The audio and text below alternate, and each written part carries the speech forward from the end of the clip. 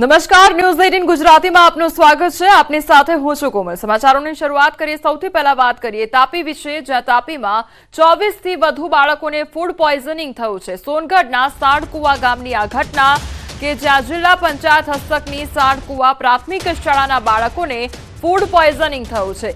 એકાએક બાળકોને ઉલટીઓ થતા શાળા તંત્ર દોડતું થયું હતું। તમામ બાળકોને 108 એમ્બ્યુલન્સ મારફતે વ્યારાની સિવિલ હોસ્પિટલમાં ખસેડવામાં આવ્યા છે। શેના કારણે આ ઘટના બની તે અંગે તપાસ શરૂ કરવામાં આવી છે। તો તમામ જે બાળકો હતા શાળાના એ બાળકોને ઉલટીઓ થવા લાગી અને ત્યારબાદ તે લોકોને સારવાર અર્થે ઇમરજન્સી વોર્ડમાં ખસેડવામાં આવ્યા। 24 થી વધુ બાળકો કે જેમને ફૂડ પોઈઝનિંગ થયું, પરંતુ એ શું ખાવાથી ફૂડ પોઈઝનિંગ થયું છે તે અંગે તપાસ કરવામાં આવી રહી છે। સંવાદદાતા હેમંત અમારી સાથે જોડાઈ ગયા છે। હેમંત, શાળાના જે બાળકો છે તેમને ફૂડ પોઈઝનિંગ થઈ જાય છે, અત્યારે બાળકોની શું સ્થિતિ છે? તપાસમાં શું સામે આવ્યું છે? કોમલ, ચોક્કસથી જણાવી દઉં કે આ શાળાના જે મુખ્ય શિક્ષક છે એમના જણાવ્યા મુજબ ખાસ જે રતન જ્યોતના જે બીજ છે એ ખાધા પછી બાળકોને આ ઉલટીઓ થવાની શરૂઆત થઈ છે અને જેને લઈને શાળા સંચાલકોમાં દોડધામ મચી છે। હાલ તો બાળકોની સ્થિતિ હાલ સારી જો છે। હેમંત, સમગ્ર માહિતી બદલ આપનો આભાર। ગુજરાત યુનિવર્સિટીના કેન્ટીનના રસિકો હવે સાવધાન થઈ જજો। કેન્ટીનના ખાદ્ય નમૂના સબ સ્ટાન્ડર્ડ અને કેન્ટીનમાં વપરાતો ટામેટાનો જે સોસ હોય છે તે અને મસ્કાબન સબ સ્ટાન્ડર્ડ એનએસયુઆઈના વિદ્યાર્થીઓએ 8 જાન્યુઆરીએ સેમ્પલ કલેક્ટ કરાવ્યા। મનપાની પબ્લિક હેલ્થ લેબોરેટરીમાં આ સેમ્પલ મોકલવામાં આવ્યા હતા। સેમ્પલનો રિપોર્ટ સબ સ્ટાન્ડર્ડ આવ્યો છે। 8 તારીખના દિવસે અમે સેમ્પલ લીધા અને public health laboratory Ahmedabad municipal કોર્પોરેશનની એની અંદર સેમ્પલ માટે આપવામાં આવ્યા, જેની અંદર સમોસાનો જે ક્વોલિટી છે એ ખાવા લાયક આવી, પણ જ્યારે બટર મસ્કાબન અને સોસની અંદર સિન્થેટિક કલર અંદર જોવા મળ્યો અને યલો કલર ડિટેક્ટ થયું, તો એટલે ક્યાંક ને ક્યાંક એ ખાવાથી તમામ પ્રકારની બીમારીઓ થઈ શકે છે, ગંભીર પ્રકારની બીમારીઓ થઈ શકે છે। તો આ રજૂઆત અમે કુલપતિને કરી, કુલપતિને કહીને લેખિતમાં રજૂઆત કરી છે અને રિપોર્ટ પણ એમને સબમિટ કરાયા છે કે તાત્કાલિક ધોરણે આ કેન્ટીન સામે યોગ્ય કાર્યવાહી કરવામાં આવે। અમદાવાદમાં ગ્રાહકને ઓનલાઈન વેજ ઓર્ડર કરતા નોનવેજ આવ્યું અને ગ્રાહકે બોડકદેવ વિસ્તારના સબવેમાંથી સ્વિગી પરથી પોટેટો ચીલી ચીઝ ઓર્ડર કર્યું હતું। પાર્સલમાં ગ્રાહકને વેજના બદલે નોનવેજ મળી આવ્યું। ગ્રાહક સાથે સબવેના કર્મચારીનો માફી માંગી ઓડિયો પણ વાયરલ થયો છે।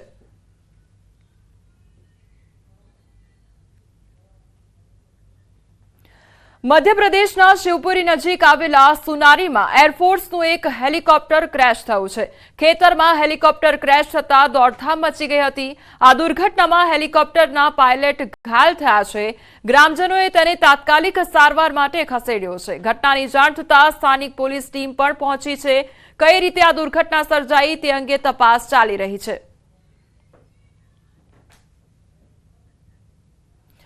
ડમ્પર ચાલકો બેફામ બન્યા છે અને ગમખ્વાર અકસ્માત સર્જાતો હોય છે। ત્યારે સુરતના હજીરામાં ડમ્પર અને બસ વચ્ચે અકસ્માત સર્જાયો છે। એકનું મોત નીપજ્યું છે જ્યારે 30 થી વધુ લોકો ઘાયલ થયા છે। 8 જેટલી 108 થી ઘાયલોને હોસ્પિટલ ખસેડવામાં આવ્યા।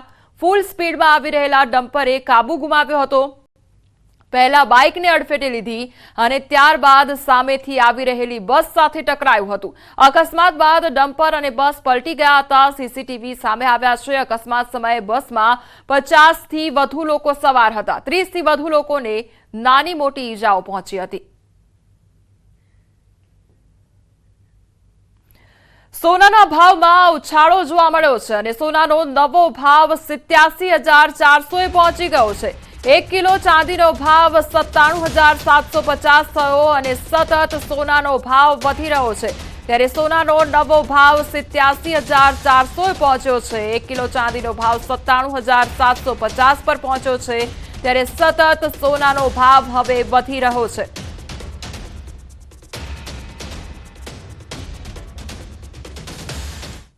હવે આગળ વાત કરીશું સપનાના ખેલ વિશે।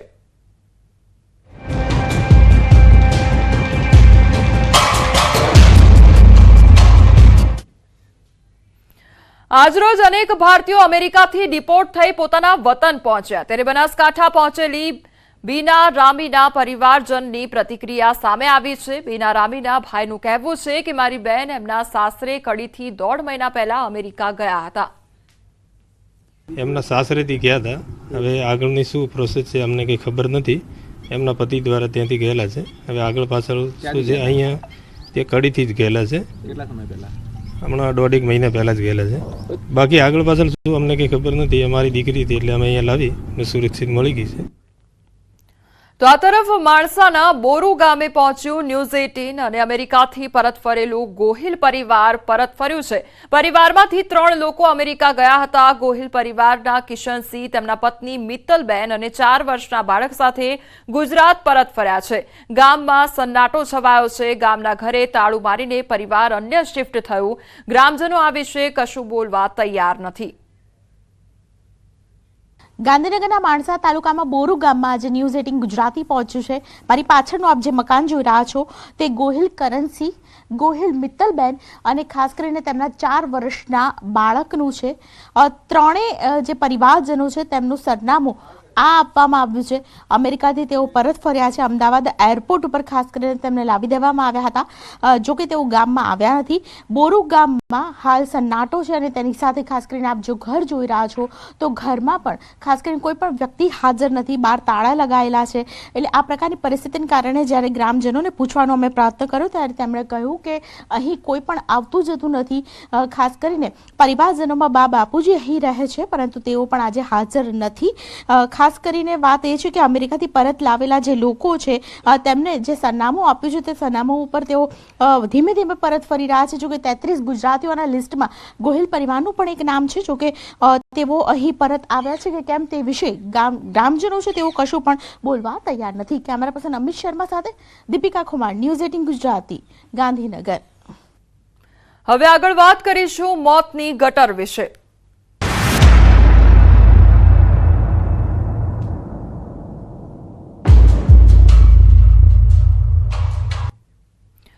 સુરતમાં આખરે 24 કલાક બાદ બાળકનો મૃતદેહ મળી આવ્યો છે। સુરતનો કેદાર હારી જિંદગીનો જંગ હારી ગયો છે। સુરતનો જે કેદાર છે તે હવે જિંદગીની જંગ હારી ગયો છે અને 24 કલાક બાદ તેનો મૃતદેહ મળી આવ્યો છે। 24 કલાક બાદ ગટરમાંથી આ મૃતદેહ બાળકનો મળી આવ્યો છે। સુરતના વરિયાવમાં બાળકનું મૃતદેહ મળી આવ્યો છે। 2 વર્ષનો કેદાર ગઈકાલે ગટરમાં પડી ગયો હતો। એ પરિવારજનો એ બાળકની રાહ જોઈ રહ્યા હતા કે ક્યારે તેમને તેમનું બાળક પરત મળી આવે, પરંતુ આખરે આ બાળકે પોતાનો જે અંતિમ શ્વાસ છે તે લઈ લીધો છે અને પોતાનો જે મૃતદેહ છે બાળકનો તે હવે બહાર કાઢવામાં આવ્યો છે। સતત કેટલાય કલાકોથી તંત્ર દ્વારા ભારે જહેમત બાદ આખરે આ બાળકનો મૃતદેહ બહાર કાઢવામાં આવ્યો છે। બાળકે આખરે પોતાનો અંતિમ શ્વાસ લીધો અને જે પરિવારજનો પોતાના બાળકની રાહ જોઈ રહ્યા હતા એ બાળક હવે તેમને મળ્યું નથી। એ બાળકમાં હવે જીવ નથી રહ્યો અને સવાલ એ તંત્રને લઈને થઈ રહ્યા છે, કારણ કે ગટરનું ઢાંકણું ખુલ્લું હતું અને બાળક તેમાં ખાબક્યો હતો। સંવાદદાતા કીર્તેશ અમારી સાથે જોડાઈ ગયા છે। કીર્તેશ, આખરે બાળકે પોતાનો જીવ ગુમાવ્યો છે, કયા પ્રકારની પરિસ્થિતિ છે હાલ ત્યાં આગળ? બિલકુલ, જે પ્રકારે ગઈકાલે મોડી સાંજે 5 વાગે બાળક વરિયાવ ખાતેના એક ડ્રેનેજનું ઢાંકણું ખુલ્લું રહી જતા પડી ગયો હતો અને ત્યારબાદ તેને શોધવાની શોધખોળ શરૂ કરી હતી ફાયર વિભાગે અને ખાસ કરીને બાળકને શોધવા માટે બપોર બાદ એનડીઆરએફની ટીમને બોલાવવામાં આવી હતી। પણ કહી શકાય છે કે ઘટના સ્થળથી 1 કિલોમીટર દૂર આવેલા પમ્પિંગ સ્ટેશનના જે ટાંકી છે એ ટાંકીમાં બપોરના સમયથી ફાયર વિભાગને અંદાજ હતો કે અહીંથી બોડી મળી આવશે, જેને લઈને ત્યાંનો પાણીનો સપ્લાય બંધ કરી દેવામાં આવ્યો હતો।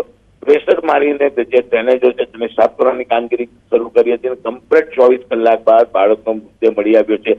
જોકે જે પ્રકારની ઘટના હતી અને ગઈકાલે સાંજે 5 વાગ્યા બાદ બાળકની શોધખોળ શરૂ કરતા આજે બપોર સુધી ન મળ્યું આવતી, તેને લઈને પરિવારને ચોક્કસપણે આશા હતી કે બાળક હવે જીવિત નથી, પણ તેના મૃતદેહ માટે પરિવારના લોકો રોડ પર બેસીને વિરોધ કરી રહ્યા હતા। તંત્રની ચોક્કસ ભૂલ કહેવાય। તંત્રના પાપે એક માસૂમ બાળકને પોતાનો જીવ ગુમાવવાનો વારો આવ્યો છે। ખાસ કરીને બાળકનો મૃતદેહ મળી આવતાની સાથે જ પરિવારમાં કહી શકાય શોકનું મોજું પડી વળ્યું છે અને જે 24 કલાકથી બાળકની રાહ જોવાથી આખરે આ બાળકનો મૃતદેહ મળી આવ્યો છે, જેને જીવતા હોય તેવી આશા હતી, પણ જે પ્રકારે ડ્રેનેજમાં પડ્યો હતો અને ડ્રેનેજમાં પાંચ ફાટ સુધી કાદો અને ગેસનું પ્રમાણ વધારે હતું, બાળક જીવી તો ન હોય તે શક્યતાઓ પ્રબળ બની હતી. પણ હવે જયારે મૃતદેહ મળી આવ્યો છે ત્યારે પરિવારમાં શોક સાથે કહી શકાય કે પરિવાર ઘટના સ્થળે પહોંચ્યું છે અને રડતું જોવા મળી રહ્યું છે. કીર્તેશ, હવે તંત્ર સાંત્વના પાઠવશે. તંત્ર હવે તમામ જગ્યાના ગટરના ઢાંકણા ચેક કરશે અને બંધ કરવાની કામગીરી કરશે, કારણ કે બાળકે જીવ ગુમાવ્યો છે. શું તંત્ર અત્યાર સુધી રાહ જોઈને બેઠું હતું કે કોઈનો જીવ જાય અને પછી કામગીરી થાય? બિલકુલ ચોક્કસ તંત્રની બે જવાબદારી છે, કારણ કે સ્ટોર્મ ડ્રેનેજનું ઢાંકણું જયારે તૂટી જાય છે ત્યારે તાત્કાલિક બીજું ઢાંકણું બેસાડવું એ તંત્રની જવાબદારી છે. પણ સુરત શહેરનો વ્યાપ એટલો મોટો છે ત્યારે દરેક વિસ્તારમાં અધિકારીઓની નિમણૂક કરવામાં આવી છે. સમગ્ર ઘટનામાં અધિકારીની બે જવાબદારી છે.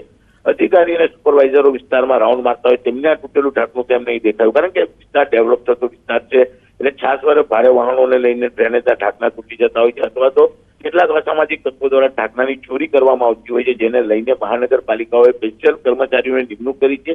તેઓએ સતત પેટ્રોલિંગ કરીને આ તમામ વસ્તુનું ધ્યાન આપવું જોઈએ, પણ અધિકારીઓ પેટ્રોલિંગ કરતા નથી, જેને લઈને ઢાંકણા ચોરાયા બાદ આવી ઘટના બને છે ત્યારે તંત્રને ભાન થાય છે કે ભાઈ ભૂલ થઈ ગઈ છે. પણ જો કે આ ભૂલમાં એક માસૂમે પોતાનો જીવ ગુમાવવાની વારી આવી છે, એક પરિવારે પોતાનો લાડવાયો ગુમાવવાની વારી આવી છે, એટલે કે ચોક્કસ તંત્રની બે જવાબદારી છે. પણ આ બે જવાબદારીમાં અધિકારીઓની જવાબદારી સૌથી મોટી બે જવાબદારી છે, જેને લઈને એક બાળકે જીવ ગુમાવવો પડ્યો છે.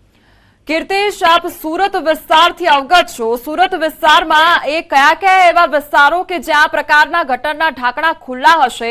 આ સિવાય રસ્તા પર ખાડાઓ કેટલા હશે કે જ્યાં આગળ બેરિકેડ મૂકવામાં નહીં આવ્યા હોય? એટલે આ પ્રકારની પરિસ્થિતિ સુરતમાં ક્યાં ક્યાં જોવા મળતી હોય છે?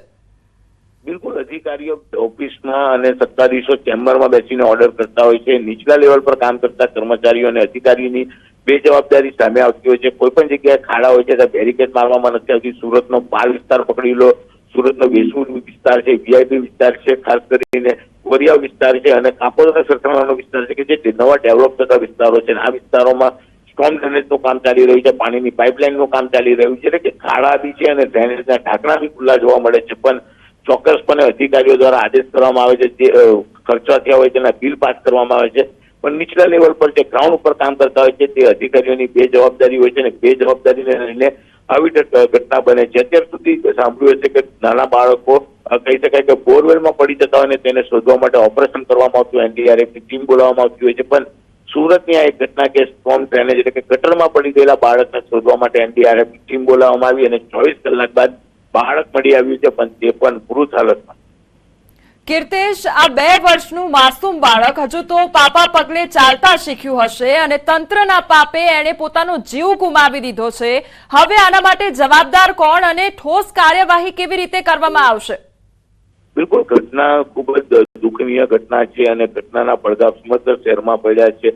પરિવાર રસ્તા પર બેસીને આક્રોશ ઠાલવી રહ્યું હતું, એટલે ચોક્કસપણે આમાં ગુનો દાખલ થશે, આરોપીઓની શોધખોળ શરૂ કરશે. પણ સરકારી તંત્રમાં કોઈ પણ ગુનો બને છે ત્યારે મોટા અધિકારીઓને બચાવી લેવામાં આવે છે અને નીચલા અધિકારીઓને આમાં ભોગ લેવામાં આવતો હોય છે. સુરતની ઘટના લઈ લો, બરોડા લઈ લો કે રાજકોટ લઈ લો, જ્યારે મોટી ઘટનાઓ બનતી હોય છે ત્યારે તંત્રની બે જવાબદારી હોય છે. પણ આ તંત્રની બે જવાબદારીમાં નીચલા લેવલના કર્મચારીનો જ મોરો થતો હોય છે. ખરેખર તો આ તમામ કામગીરી માટે તમામ અધિકારી ઉપર ઝોનલ અધિકારી આપને રોકવા માંગીશ. અસલમ સાયકલવાલા વિપક્ષ નેતા અમારી સાથે જોડાઈ ગયા છે. અસલમભાઈ, સૌથી પહેલા તો આપનું ન્યૂઝ 18 માં સ્વાગત છે. આખરે બાળકે પોતાનો જીવ ગુમાવી દીધો, તંત્રના પાપે બાળકનો જીવ ગયો. કામગીરી કયા પ્રકારે થવી જોઈએ? જે બાળકની ઘટના ઘટી ને બાળકની બોડી જે 24 કલાક બાદ મળી એ ખૂબ દુઃખદ છે. એના પરિવારને પ્રભુ સાંત્વન આપે, આપણે એવી પ્રાર્થના કરીએ. પરંતુ જે ઘટના ઘટે એના માટે સંપૂર્ણપણે જવાબદાર હોય તો ભારતીય જનતા પાર્ટીનું ભ્રષ્ટ અને બેદરકારી ભર્યું શાસન, અધિકારીઓની કામગીરીમાં લીપાપોતી અને અધિકારીઓ માત્ર પોતાના ભ્રષ્ટાચારમાં કે કમિશનમાં લીન. ઉચ્ચ અધિકારીઓ એથી ચેમ્બર છોડીને રોડ પર ઉતરતા નથી, જોતા નથી. ને આ ઘટના માટે નીચેનો બેલદાર કે સુપરવાઇઝર કે ટીએ નહીં, ટેકનિકલ આસિસ્ટન્ટને પણ હું તો કહું કે ઝોનલ અધિકારીઓને જવાબદાર ઠેરવવા જોઈએ. અને ભારતીય જનતા પાર્ટીના જે સુરત મહાનગરપાલિકામાં ગટર સમિતિના ચેરમેન છે એની નૈતિક જવાબદારી, નિષ્ફળતાની જવાબદારી સ્વીકારવી જોઈએ. આવી ઘટના ઘટી જો શહેરમાં કે આખા ગુજરાતમાં અન્ય ન ઘટના ઘટે એવી દાખલારૂપ કાર્યવાહી થાય તો જ આપણે માનવા કે આના પરથી કંઈક શીખ્યા છે. પરંતુ આ ભ્રષ્ટાચારી ભારતીય જનતા પાર્ટીના શાસકો, એમને કોઈ માનવતા મરી પડવાની છે, એમને કોઈ માનવતા સાથે લેવા દેવા નથી, અને મગરના આંસુ કદાચ સારાવશે થોડાક ટાઈમ સેકન્ડો માટે, અને પછી જે છે તેવી પરિસ્થિતિમાં આવીને પોતાનો ભ્રષ્ટ શાસનમાં વ્યંત થઈ જશે. અસલમભાઈ, આપણે અગાઉ પણ એવી ઘટના જોઈ હતી કે ચોમાસામાં બાળકી ગટરમાં ખાબકી અને આખરે કલાકો બાદ તેનો પણ મૃતદેહ બહાર કાઢવામાં આવ્યો હતો. આ બીજું બાળક કે જે ગટરમાં ખાબક્યું અને તેનો પણ મૃતદેહ બહાર કાઢવામાં આવ્યો. એટલે શું આપણે એની જ રાહ જોઈને બેઠા છીએ? કહું કે આ બાળક જે છે સ્ટ્રોમ ડેમેજ માંથી મળ્યો. જી. સ્ટ્રોમ ડેમેજ એટલે વરસાદી ગટર, જી, કે વરસાદના પાણીના નિકાલ માટે. તો વરસાદી પાણીના નિકાલ માટે 4 મહિના માટે ઉપયોગમાં લેવા એવી જ ગટર છે. પરંતુ તમે આ જો કે આ લોકોના ભ્રષ્ટ શાસનમાં બારે માસ ગટરમાં પાણી વહે છે. કેવું વહે છે કે જે ગેરકાયદેસર યુનિટો ચાલે છે ઉદ્યોગોના, એ બધા ભારતીય જનતા પાર્ટીના મળતિયાઓ છે, જે રીતે સંકળાયેલા છે. હું તો કહું કે ભારતીય જનતા પાર્ટી સાથે સીધી સક્રિય વ્યક્તિઓ છે, એમના યુનિટો ગેરકાયદેસર યુનિટોના પાણી કોઈ પણ પ્રકારના ટ્રીટ કર્યા વગર આ સ્ટોમ ડેમેજની અંદર બારે માસ રહે છે. એમના પાપે આ બાળકનું આવી રીતે દર્દનાક મૃત્યુ થયું છે. એટલે આ જવાબદારી સંપૂર્ણપણે વહીવટી તંત્રની છે, સાથે સાથે શાસકોની પણ છે. અસલમભાઈ, હવે પછીની કાર્યવાહી શું રહેશે તંત્રની? આપને લાગી રહ્યું છે કે તંત્ર હવે તમામ સ્થળના એ ઢાંકણા પણ ચકાસશે અને બંધ પણ કરશે? અમે તો કહીએ કે કાર્યવાહીમાં કોઈ લીપાપોતી ના થાય અને નિષ્પક્ષ ને તટસ્થ રીતે બેલદાર કે સુપરવાઇઝર નહીં, પણ ઉચ્ચ અધિકારી ઓફિસમાં બેઠેલો જે છે એસી ચેમ્બરમાં, એની સામે પણ કાર્યવાહી થવી જોઈએ. અને હું તો કહું છું કે ભાજપ શાસકોમાં જો થોડી ઘણી નૈતિકતા હોય તો એના ગટર સમિતિના ચેરમેનને પણ હાંકી કાઢવું જોઈએ એના પદ પરથી. અસલમભાઈ, અહીંયા પરિવારજનોએ પોતાનું બાળક ગુમાવ્યું છે, 2 વર્ષનું માસૂમ બાળક ગુમાવી દીધું. હવે પરિવારજનોને પોતાનું બાળક પાછું નથી મળવાનું. ડ્રેનેજ બાબતે એટલો ગેરવહીવટ છે કે ચૂંટાયેલા જનપ્રતિનિધિ આજથી 5 મહિના પહેલા સામૂહિક રજૂઆતો કરી હતી, પરંતુ મ્યુનિસિપલ કમિશનર શાલિનીબેન અગ્રવાલે પણ આ ભ્રષ્ટાચારોને છાવરવા થયો બીજું કઈ કામ કર્યું નથી. જી અસલમભાઈ, આપ અમારી સાથે જોડાયા તે બદલ આપનો આભાર. અન્ય સમાચારો પર નજર કરીએ તો રાજ્યસભામાં પીએમ મોદીનું સંબોધन અને ધन्यवाद प्रस्ताव पर जवाब प्रगति के इनिशिएटिव के बारे में कहा है. उन्होंने प्रगति के अनुभवों से सीखते हुए अन्य विकासशील देशों के पास भी इंफ्रास्ट्रक्चर के विकास में क्रांति लाने का एक मूल्यवान अवसर है. ये प्रगति को सभी डेवलपिंग कंट्रीज के लिए उन्होंने ये सुझाव दिया. पहले काम कैसे होते थे, मैं तथ्यों के साथ कुछ उदाहरण देना चाहता हूं ताकि पता चले कि कैसे देश को नुकसान किया गया है. मैं ये नहीं कह रहा हूं हर एक ही व्यक्ति ने जानबूझ के किया होगा, लेकिन कल्चर डेवलप हो गया और उसका परिणाम हुआ. अब देखिए उत्तर प्रदेश में हम एग्रीकल्चर, किसान, भाषण तो बहुत बढ़िया दे देते हैं, अच्छा लगता है. भड़काने का काम करने में क्या जाता है, कुछ इन्वेस्टमेंट तो है ही नहीं, भड़काते रहो दुनिया को, कोई काम तो करना नहीं है. उत्तर प्रदेश में कृषि के लिए एक अहम योजना थी, सरयू नहर परियोजना. सरयू नहर परियोजना 1972, सोचिए साहब, 1972 में स्वीकृत हुई थी, 5 दशक तक लटकी रही. 1972 में जिस योजना को सोचा गया, योजना बनी, फाइल पे स्वीकृत हो चुकी, 2021 में हमने आकर के इसको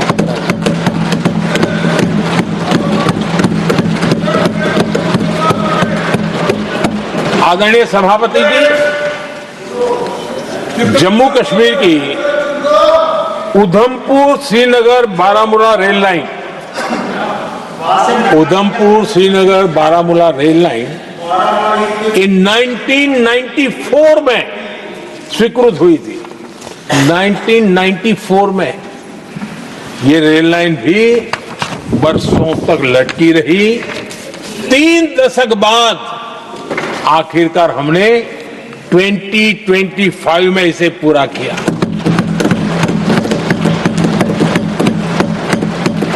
आदरणीय सभापति जी, ओडिशा की Haridaspur Paradip rail line, Haridaspur Paradip rail line 1996 में स्वीकृति हुई थी। ये भी बरसों तक अटकी रही और ये भी 2019 में हमारे આ તરફ અમદાવાદ શહેરમાં ગેરકાયદેસર દબાણ, પાર્કિંગ અને ટ્રાફિકને લઈ મનપાએ કડક કાર્યવાહી કરી છે। રાજ્ય સરકાર અને કોર્પોરેશન વતી હાઈકોર્ટમાં 2 સોગંદનામા રેકોર્ડ પર મૂકવામાં આવ્યા, જેમાં વર્ષ 2024 થી અત્યાર સુધીની કામગીરીનો રિપોર્ટ ફોટોગ્રાફ્સ સાથે રજૂ કરવામાં આવ્યો છે। ગેરકાયદેસર દબાણ, ટ્રાફિકને લઈ અમદાવાદ મનપા એક્શનમાં આવી ગયું છે। 29 જાન્યુઆરીથી 5 ફેબ્રુઆરી દરમિયાન મનપાએ અધધ 16.27 લાખનો દંડ વસૂલ્યો છે, જ્યારે 1 જાન્યુઆરીથી 28 જાન્યુઆરી સુધીમાં 14.21 લાખનો દંડ વસૂલવામાં આવ્યો છે। મનપાએ 881 લારી ગલ્લા, 355 શેડ અને 2347 બેનર તેમજ હોર્ડિંગ્સ હટાવ્યા છે, જ્યારે જાહેર રોડ પાર્કિંગ કરનાર 3390 વાહનોને લોક માર્યા છે, જ્યારે 1967 વાહન ચાલકો પાસેથી પેનલ્ટી વસૂલવામાં આવી છે। તો લારી ગલ્લા, ગેરકાયદેસર શેડ, બેનર, પાર્કિંગ સહિતની કામગીરીનો રિપોર્ટ રજૂ કરવામાં આવ્યો છે। વર્ષ 2024માં મનપાએ આ મામલે 1,16 લાખથી વધુનો દંડ વસૂલ્યો હતો। અમદાવાદ મ્યુનિસિપલ કોર્પોરેશનનું વર્ષ 2025-26નું 14,001 કરોડનું ડ્રાફ્ટ બજેટ રજૂ કરવામાં આવ્યું। ગત વર્ષના બજેટ કરતા આ વર્ષે 3200 કરોડનો વધારો કરવામાં આવ્યો છે। મનપા કમિશનરે રજૂ કરેલા બજેટમાં રસ્તા, ગાર્ડન, ફાયર સ્ટેશન, સ્વાસ્થ્ય સહિતની અનેક જોગવાઈઓ છે। શહેરમાં 227 કરોડના ખર્ચે 51 વાઇડ ટોપિંગ રોડ બનાવવાનું આયોજન છે, તો 108 ડસ્ટ ફ્રી રોડ, 100 નવા traffic junction, CG road, municipal માર્કેટનું રીડેવલપમેન્ટ, 22 ગાર્ડન, 3 ફાયર સ્ટેશન અને 5 નવા અર્બન હેલ્થ સેન્ટર બનાવવાનું આયોજન છે। એઆઈ સેલ, જીઆઈએસ અને એમઆઈએસ સેલની સ્થાપના થશે। ફરી એક વખત ભદ્ર પ્લાઝાને રીડેવલપ કરવા મનપા 10 કરોડનો ખર્ચ કરશે। શહેરમાં 5 નવા બ્રિજ આવવાનું પણ આયોજન છે, તો 25 કરોડના ખર્ચે 100 ટ્રાફિક જંકશનના નિર્માણની રચના અને સિવિલ વર્ક કરવામાં આવશે। 120 નવી એએમટીએસ બસ પણ ઉમેરાશે। રેસિલિયન્ટ આધારિત એમાં catch the rain mission campaign ચલાવવામાં આવશે। એમાં અત્યારે આ વરસાદ પહેલે 1001 સ્ટ્રક્ચર બનાવવા માટેને પર્ક્યુલેશન વેલ અને રૂફ વોટર હાર્વેસ્ટિંગ સ્ટ્રક્ચર, તળાવ ઊંડો કરવાનું, લિંકેજીસ, કંપાતી કુવા, એવું બધું કામ હાથ ઉપર લેવામાં આવે છે।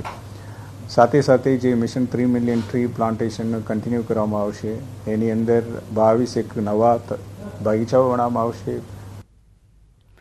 સુરતના લિંબાયત વિસ્તારમાં અસામાજિક તત્વોનો આતંક જોવા મળી રહ્યો છે। નશાની હાલતમાં સ્થાનિકોને પરેશાન કરતા નજરે પડ્યો શખ્સ રોડ પર ઉભેલા શખ્સના ખિસ્સામાંથી રૂપિયા લેવાનો પ્રયાસ કર્યો હતો, તો ખિસ્સામાંથી રૂપિયા ન મળતા ધમકી આપવામાં આવી। ગુટકા આપવાની માંગણી કરવામાં આવી, તો ગુટકા નહીં આપતા માર મારવાની ધમકી આપવામાં આવી। બોલાચાલી બાદ શખ્સે તીક્ષ્ણ હથિયાર સાથે હુમલો કર્યો। ગંભીર રીતે ઘવાયેલા યુવકને હોસ્પિટલ ખસેડાયો। સમગ્ર ઘટનાના સીસીટીવી સોશિયલ મીડિયામાં વાયરલ થયા છે। સીસીટીવી ફૂટેજ આધારે લિંબાયત પોલીસે વધુ તપાસ હાથ ધરી છે। સંવાદદાતા કીર્તેશ અમારી સાથે જોડાઈ ગયા છે। કીર્તેશ, અસામાજિક તત્વોનો આતંક વધી ગયો છે સુરતમાં, શું અપડેટ તેને લઈને? જવાબદાર છે સુરત પોલીસના જવાનો, કારણ કે જે વિસ્તાર હોય છે તે વિસ્તારમાં પેટ્રોલિંગ નથી કરતા અને જેને લઈને અસામાજિક તત્વો બેફામ બન્યા છે, ત્યારે સુરતના લિંબાયત વિસ્તારમાં અસામાજિક તત્વોનો આતંક ફરી એક વખત આવ્યો છે। ઉભા રહેલા શખ્સના ખિસ્સામાં હાથ નાખી રૂપિયા કાઢી લેવાનો પ્રયાસ કરે છે। ખિસ્સામાંથી રૂપિયા નહીં મળતા ગુટકા ખાવાનું કહી તેને માર મારવામાં આવે છે। સમગ્ર ઘટના જે પ્રકારની છે સુરતનો લિંબાયત વિસ્તાર છે, અહીંયા અસામાજિક તત્વોનો એટલી હદે આતંક છે કે લોકો ત્રાહીમાં પોકારી ચૂક્યા છે। દર બીજે અથવા ત્રીજે દાડે આ પ્રકારની ઘટનાના વિડીયો સોશિયલ મીડિયામાં વાયરલ થાય છે, ત્યારે વિડીયો વાયરલ થતાની સાથે જ હવે લિંબાયત પોલીસે તપાસ હાથ ધરી છે। જી કીર્તેશ, સમગ્ર માહિતી બદલ આપનો આભાર। મહીસાગર જિલ્લામાં ફરી એક વખત રિટાયર્ડ શિક્ષિકા શાળામાં ભણાવતા હોવાના વિડીયો વાયરલ થયા છે। આશ્રમ શાળામાં શિક્ષિકાની માતા બાળકોને ભણાવતા હોવાનો વિડીયો સામે આવ્યો। સંતરામપુર તાલુકાના જાનવડ ગામની આશ્રમ શાળાની આ ઘટના રિટાયર્ડ શિક્ષિકા ચંદ્રિકાબેન પટેલ બાળકોને ભણાવતા કેમેરામાં કેદ થયા છે। ચંદ્રિકાબેન 2 વર્ષથી પોતાની દીકરીની જગ્યાએ ભણાવી રહ્યા હોવાનું સામે આવ્યું છે। ગ્રામજનોએ પણ ગંભીર આક્ષેપ કર્યા છે। રીટાબેનના પિતા આશ્રમના ટ્રસ્ટમાં સભ્ય હોવાથી પોતાની મનમાની ચલાવી રહ્યા હોવાનો દાવો કરવામાં આવ્યો છે। ભાડુતી શિક્ષિકાનો વિડીયો વાયરલ થતા અનેક સવાલો પણ ઉભા થયા છે।